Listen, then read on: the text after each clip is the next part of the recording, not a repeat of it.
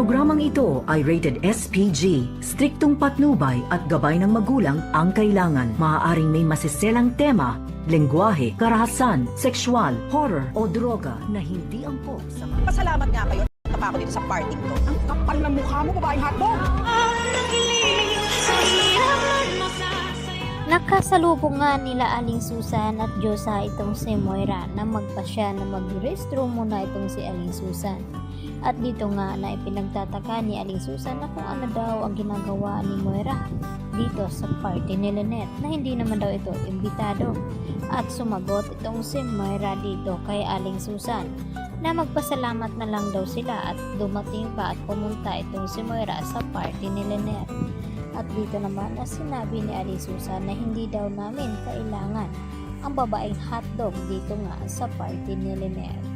At dahil dito, iniwanan naman dito ni Aling Susan at Diyosa itong si Moira hanggang sa makasalubong naman ni Moira itong si Doc Ray Meneses. At pati itong si Doc Ray Meneses nagtataka na kung bakit naroon nga itong si Moira. Baka may balak na naman itong manggulo. Dahil hindi naman kumpleto ang araw kapag wala si Moira at sigurado may gulo nga na mangyayari. At hindi nga nagkamali dahil nagbigay ng speech itong si Dr. Enriquez at pagkatapos nito ay binuksan naman ni Carlos at Lynette itong regalo at laking gulat naman ni Lynette nang makita kung ano ang laman ng regalo na iyon. At ang may pakanalang naman ay walang iba kundi itong si Moira, kaya agad na magkakaroon na naman ng panibagong kaguluhan dito sa party ni Lynette at Carlos. At hanggang malaman din dito ni RJ na nakapasok pala sa reception na iyon itong si Moira hanggang sa aawatin naman ni Moira at RJ ang kanila isa't isa. At dahil dito, mapipilitang sabihin ni Moira sa kanilang lahat na itong pinakasalan ni Lynette ay hindi lubos na kilala ni Lynette kung anong klaseng tao ba daw itong si Carlos Benitez. At nagtataka na nga itong si Annalyn at tinanong itong si Moira na kung ano ang ibig sabihin nito. At isa lamang ang sinagot ni Moira kay Annalyn na itong si Carlos lang naman daw ang tunay na ama dito ni Zoe.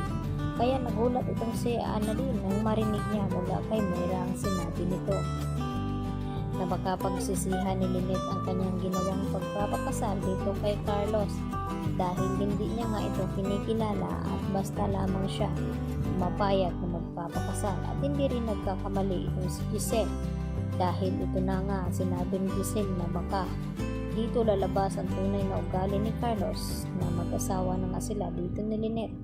Dahil nagawa na nga saktan ni Carlos ng isang beses itong si Lynette, ay madadagdagan pa nga ngayon dahil malalaman ni Carlos na nagawa palang padalahan ni Lynette ng sulat itong si RJ. At kaya pala ito ang dahilan na kung bakit late na dumating itong si Lynette sa kasal nila ni Carlos dahil may balak pala itong makipagkita sana dito kay RJ. At yun nga ay hindi natuloy kaya ipinadaan lang naman ni Lynette sa pagbibigay ng sulat para kay RJ. At ang lahat ng iyon ay isisiwalat na ito ni Moira hanggang sa magkakagulo at darating din dito si Zoe dahil hindi siya inimbita ng kanyang tunay na ama na ikakasal nga sila dito ni Lynette. At ngayon total na kasal na nga itong si Lynette at Carlos, wala na rin posible na sabihin din dito ni Zoe sa kanilang lahat na matatawag na nga niyang stepmother at hindi niya kayang tanggapin itong si Lynette. At ikakagulat ng lahat ang malaman na iyon na itong si Zoe pala ay anak din dito ni Carlos Benitez. Kamumuyan nga ba siya dito ni Lynette pati ni Annalyn dahil nagawa nga siyang lukuhin ito ng matagal at hindi inamin ang buong katotohanan kahit alam din dito ni Doc Lindon Aguiar. Magkakabistuhan na nga ito kung manggugulo nga kung sakali itong si Moira sa party ng kasal dito ni Lynette. Yan ang ating patuloy na pagkaabangan mamaya mga kapuso. Dito lamang yan sa Awat Kamay na Pangarap. Yan lang po at marami pong salamat sa inyong pananatiling panonood dito sa aking YouTube channel. At huwag niyo po sanang kalimutan i-like at i-subscribe ito. Hanggang sa muli, bye-bye!